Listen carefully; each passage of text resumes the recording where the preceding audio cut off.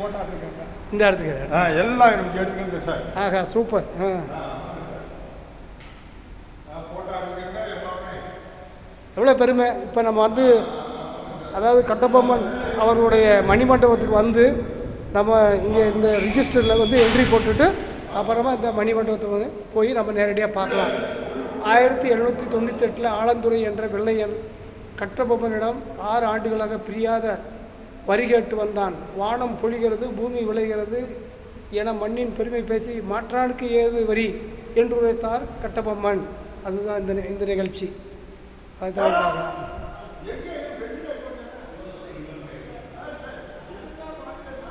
இது மரபு காத்திட அழைப்புக்கிணந்த ஜாக்சனை 10/9/1798 சந்தித்தார் கட்டபொம்மன்.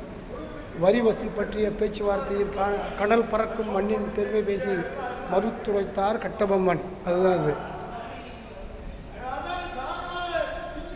10/9/1798 தன்னை பேட்டி கண்ட கட்டபொம்மனை கைது செய்ய உத்தரவிடுகிறான் ஜாக்சன். பேட்டி என்று சூழ்ச்சி செய்த நயவஞ்சகன் ஜாக்சனிடம் வீரம் காட்டி தப்புகிறார் கட்டபொம்மன். அதுதான்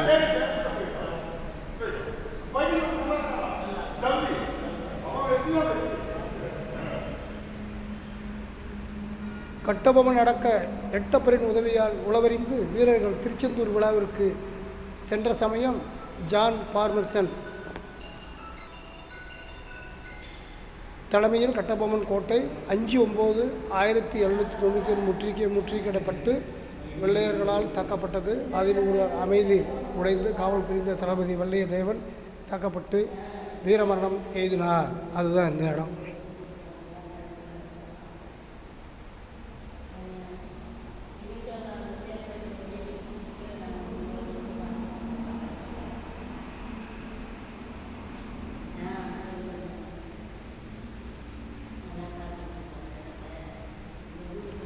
அஞ்சு 9/1791 நடந்த போரில் தக்க படைபலம் இல்லாவிட்டாலும் வீர வேஷமாய் வெள்ளையர்களை கொன்று குவித்து கொண்டிருந்தான் கட்டபொம்மன்.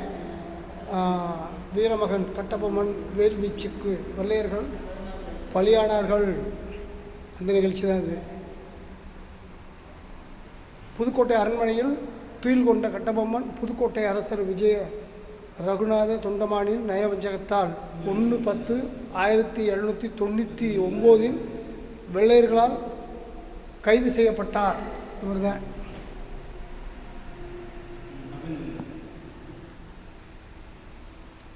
மணிமண்டபம். ஆஹா, என்ன அழகு.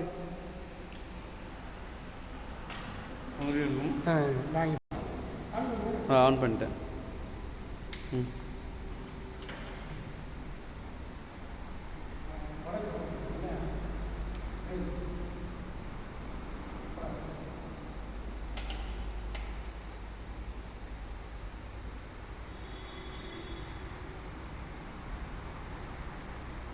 நீங்கள் கும்பிடுங்க. எங்கே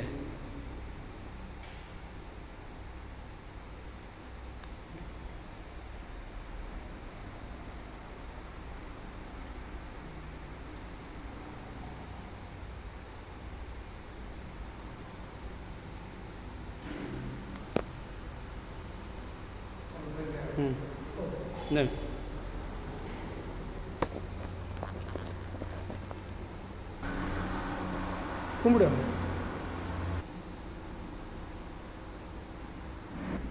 மேலே போய் பார்ப்போம், என்ன இருக்குன்னு பார்ப்போம்.